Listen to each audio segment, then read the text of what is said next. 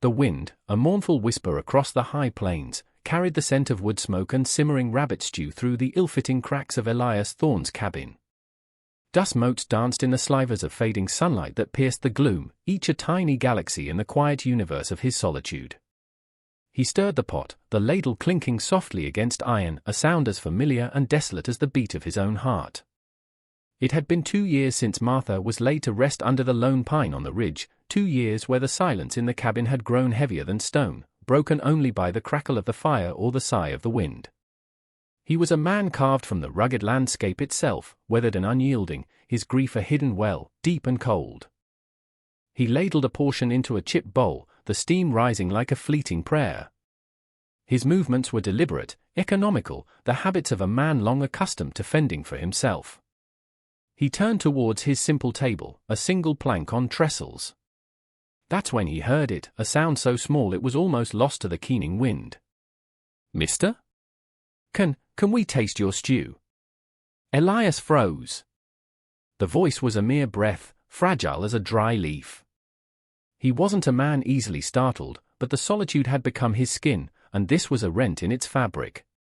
He turned slowly, his hand instinctively resting near the worn colt at his hip, a relic of a past that felt a lifetime away.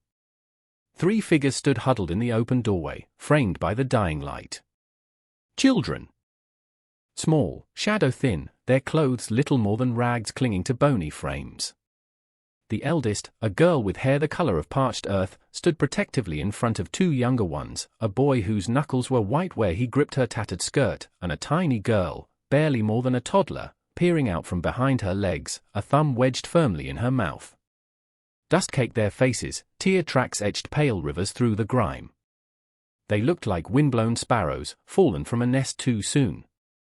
Elias said nothing, his gaze sweeping over them, noting the hollows in their cheeks, the tremor in the eldest girl's hands. He was a man of few words, fewer still for strangers. His life was his own, its borders clearly marked by loss. The girl spoke again, her voice a little stronger this time, though a quiver remained. "It smells real good, mister. We ain't eaten since a long time." Elias's eyes, the color of a winter sky, were hard. He'd seen hardship, plenty of it. The plains were an unforgiving crucible. But then, his gaze met the eldest girl's. And the world tilted.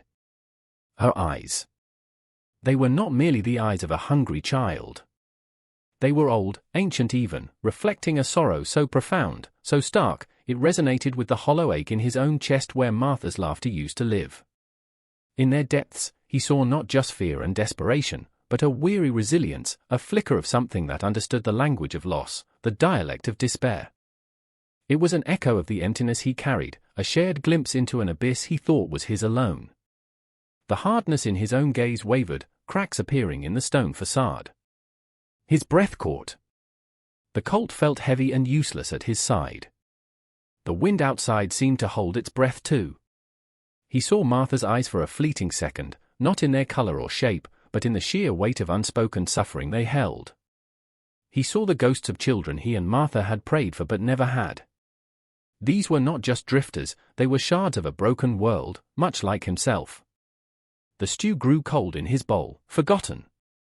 His silence stretched, thick and heavy, until the little boy whimpered softly, a tiny, wounded sound. Elias's throat worked. The words wouldn't come, but his action spoke. He turned from the doorway, his broad back to them for a moment, and reached for 3 more bowls from the rough-hewn shelf. The clinking of pottery was the only answer they needed. He didn't ask their names, nor where they came from. Questions felt like stones, too heavy for the fragile peace that had settled, unbidden, in the small cabin. He placed the bowls on the table, each filled with a generous portion of the rabbit stew, rich with carrots and wild potatoes he'd dug himself. The aroma, which moments before had been a comfort only to him, now seemed to expand, warming the chilled air between them. The children approached the table with a caution that spoke volumes of past cruelties. The eldest, Lily he'd later learn her name was, guided the smaller ones, Tom and little Sarah.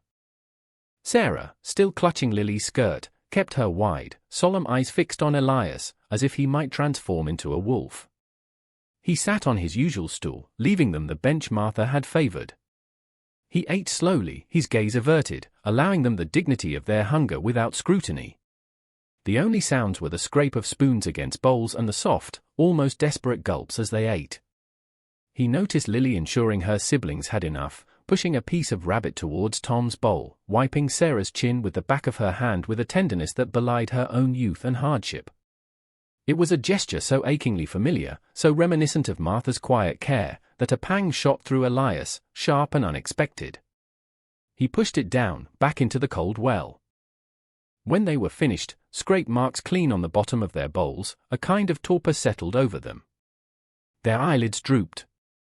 The fire in the hearth crackled, a warm counterpoint to the wind that now howled with greater ferocity outside, rattling the single window pane. Elias rose and added another log to the flames, the orange light flickering across their weary faces. Lily's head nodded, then jerked up, her eyes seeking his, a question in them. He understood. Where would they go?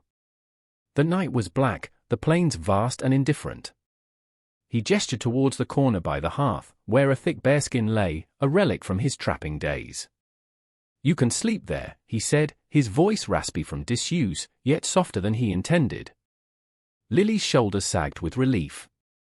She didn't thank him with words, but her eyes, those knowing, sorrowful eyes, conveyed more than platitudes ever could.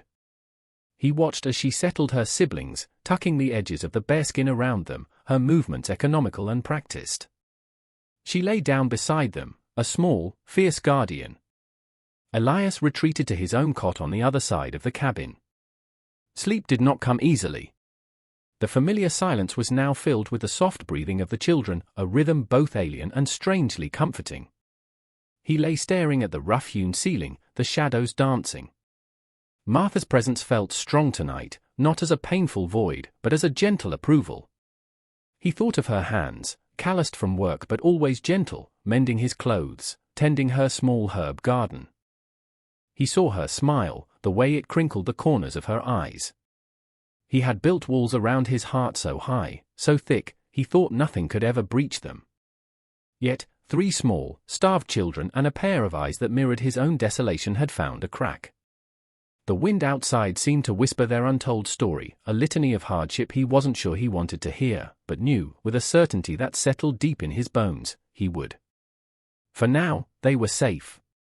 For now, the cabin held more than just one solitary, aching heart. It held 4. Days bled into one another, marked by the rising and setting of the sun, the rhythm of chores, and the slow, cautious unfurling of trust. Elias learned their names without asking. Lily, her voice still quiet but gaining a thread of steadiness, would murmur them when guiding her siblings. Tom, a boy whose initial fear was slowly being replaced by a watchful curiosity, would sometimes echo her. Sarah remained mostly silent, her eyes large and dark like forest pools, following Elias's every move. She still clung to Lily, but once, when Elias was mending a harness near the fire, she had crept close, her small hand reaching out to tentatively touch the worn leather before darting back. He hadn't acknowledged it, sensing that any direct attention would send her scurrying, but a warmth had spread through his chest, unfamiliar and surprisingly pleasant. He taught them small things, without making it seem like teaching. How to stack firewood so it wouldn't tumble. How to check the snares he set for rabbits, though he always did the grim part himself, away from their sight. Lily, he discovered, had a knack for it, her movements deft, her observations keen. She would watch him, her brow furrowed in concentration, and then replicate his actions with a quiet efficiency. Tom, less patient, was more interested in the shapes the clouds made, or the way the prairie grass rippled like a great, green ocean. Elias found himself speaking more, not much, but enough. He'd point out a hawk circling overhead, name a wildflower pushing through the stubborn soil. He told them, one evening, as the stars began to prick the vast, dark canvas of the sky, about the constellations Martha had taught him. He spoke her name aloud, and the sound of it in the quiet cabin, shared with these small listeners, didn't hurt as much as he'd expected. It felt like releasing a trapped bird. Lily listened, her head tilted, those old eyes fixed on his face. She asked no questions about Martha, but he sensed an understanding pass between them, a silent acknowledgement of loss. He found an old, faded calico dress of Martha's tucked away in a chest. It was too large for Lily, but he carefully cut it down, his large, calloused hand surprisingly gentle with the needle and thread, a skill Martha had insisted he learn. When he presented it to Lily, her eyes widened, and for the first time, a small, hesitant smile touched her lips. It was like seeing the first flower of spring after a long, hard winter. She held the dress to her chest, the worn fabric soft against her cheek. That night, she wore it, and she seemed to stand a little taller, a little less like a frightened sparrow. He'd also found a small, whittled horse, unfinished, that he'd started for a child that never came. He smoothed its rough edges with his knife and gave it to Tom, who clutched it as if it were treasure. For Sarah, he carved a tiny bird from a piece of scrapwood, its wings outstretched. She held it in her small palm, turning it over and over, her lips moving silently. These small acts of creation, of offering, were like water on parched land, for him as much as for them. The cabin still held its memories of Martha, but now, new, tentative sounds were woven into its fabric, the murmur of children's voices, the occasional, soft thud of a wooden toy, the rustle of a mended dress. The silence was still there, but it was no longer empty. It was watchful, waiting. The shadow first appeared as a speck in the distance, a smudge against the vast blue canvas of the prairie sky. Elias, his eyes accustomed to scanning the horizon for game or weather, saw it before the children did. He was splitting logs, the rhythmic thud of the axe a familiar beat to his day. He paused, axe mid-swing, his gaze narrowing. A rider. Coming fast. A knot tightened in his stomach. Strangers were rare in this isolated stretch, and rarely brought good news. He set the axe down, his movements unhurried, but a primal alertness hummed beneath his skin. Lily, who had been helping gather kindling, looked up, sensing the shift in him. Her eyes followed his to the approaching figure. Fear, swift and stark, leached the tentative color from her cheeks. She instinctively reached for Tom and Sarah, pulling them closer to the cabin wall. Elias didn't speak, but his presence was a shield. He watched the rider draw nearer, a tall man on a dark horse, his face obscured by a wide-brimmed hat and the dust kicked up by his mount. There was an arrogance in his posture, a sense of grim purpose that set Elias's teeth on edge. This was not a friendly visit. As the rider reined in a few yards from the cabin, the dust settling around him like a shroud, Elias recognized the cut of his coat, the badge glinting dully on his chest. A lawman, or someone masquerading as one. The man's eyes, cold and assessing, swept over Elias, then lingered on the children huddled by the wall. A sneer touched his thin lips. "Name's Grimshaw," he announced, his voice like gravel. "From the county orphanage. I'm looking for 3 runaways. A girl, Lily, about 12. 2 younger. Matches this lot, wouldn't you say?" Lily flinched as if struck. Tom buried his face in her side. Sarah began to cry, a thin, terrified wail that pierced the stillness. Elias felt a cold fury rise within him, a protective instinct he hadn't known he still possessed. It was the same fury he'd felt when Martha had been ill, helpless against the sickness that stole her. This, however, was a tangible threat, one he could face. He stepped forward slightly, positioning himself between Grimshaw and the children. "They're under my care," Elias said, his voice low and steady, like the rumble of distant thunder. Grimshaw chuckled, a dry, humorless sound. "Your care?"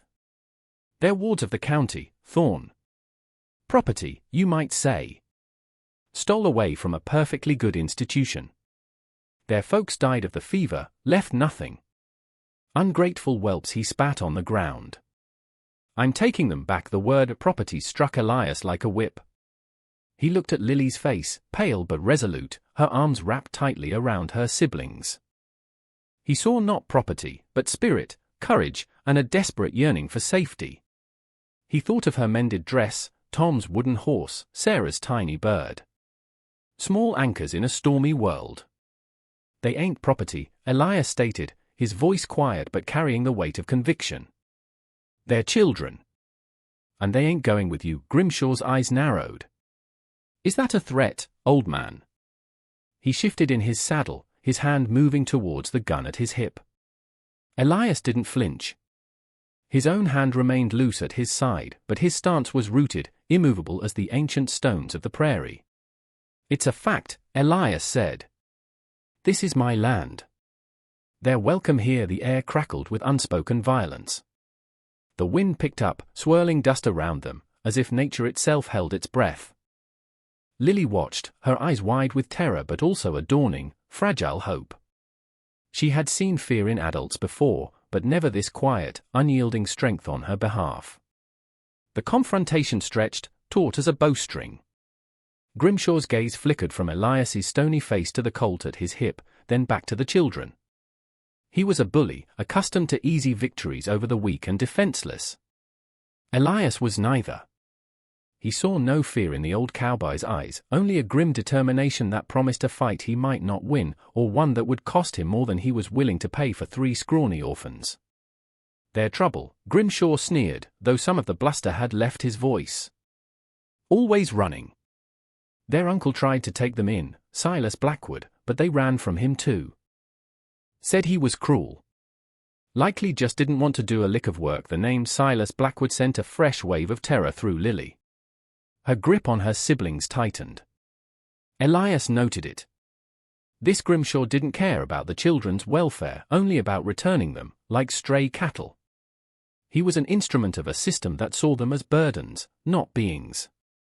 Seems they had good reason to run, Elias said, his voice still level. A child knows cruelty when they feel it. And they know kindness when it's offered. He thought of the hunger in their eyes that first night, not just for food, but for safety, for a moment's peace. Grimshaw scoffed. Kindness won't fill their bellies forever, Thorn. The orphanage provides rules, discipline. That's what they need. Elias looked at the man, at the soulless certainty in his eyes. They need a chance, he said. A chance to heal. Not a cage. He remembered Martha, her belief in the resilience of living things, whether a struggling plant in her garden or a wounded bird. These children were wounded, deeply. But they were not broken. Not yet. The silence returned, heavy and fraught. Grimshaw weighed his options. Forcing the issue could turn ugly. There were other runaways, other tasks. These 3 weren't worth a bullet, or the paperwork. He made a sound of disgust. You'll regret this, Thorn. They'll bring you nothing but grief.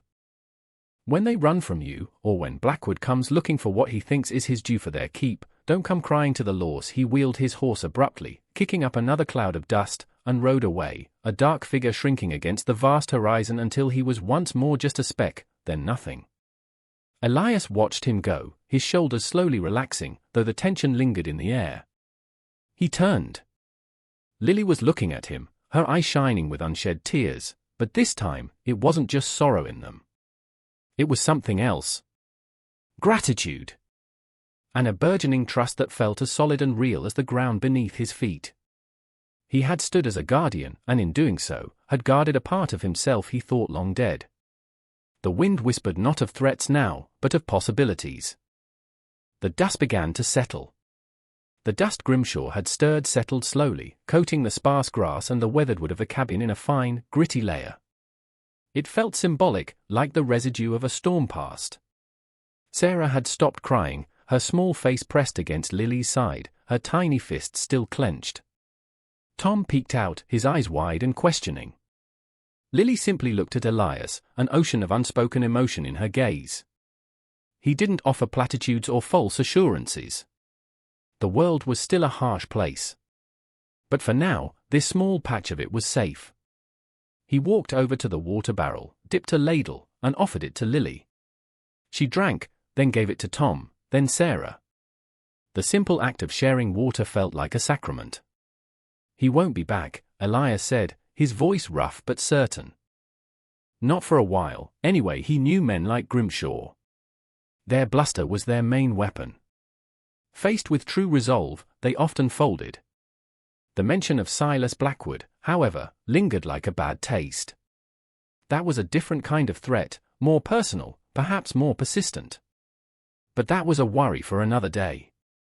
Today, they had won a reprieve. Later, as the sun began its slow descent, painting the sky in hues of orange and purple, a fragile peace settled over the cabin.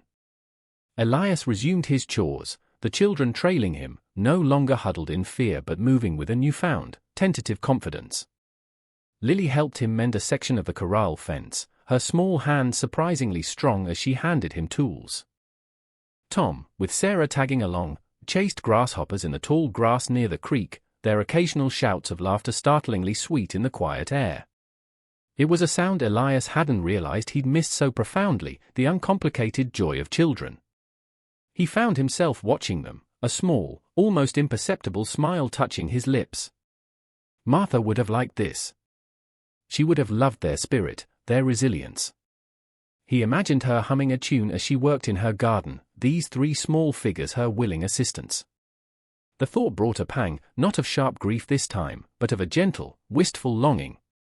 He realized that protecting them hadn't just been about them. It had been about him, too. It was an affirmation of life, of connection, in the face of the vast emptiness that death had carved. Each nail he hammered into the fence felt like driving a stake into the heart of his own desolation. That evening, the stew tasted richer, the fire burned brighter. Lily, after putting her siblings to sleep on the bearskin, sat near the hearth, mending a tear in Tom's shirt with a needle and thread Elias had given her. Her movements were focused, her brow furrowed in concentration. She looked up and caught him watching. A faint blush rose on her cheeks. "Thank you, Mr. Thorne," she said softly, her voice barely above a whisper. For everything." Elias merely nodded. Words felt inadequate. He understood. In her eyes, he no longer saw just the reflection of his own sorrow. He saw a flicker of hope, a nascent trust that was both terrifying and precious. He saw the potential for a future he hadn't dared to imagine. The cabin, once a tomb of memories, was slowly, painstakingly, becoming a home again. Not the same home it had been with Martha, that was impossible. But something new, something alive. The wind outside still whispered, but its song had changed. It no longer spoke only of loss and solitude. Now, it carried the faint, fragile notes of a new beginning, a melody of shared breaths and tentative laughter, a promise of dawn after a long, dark night.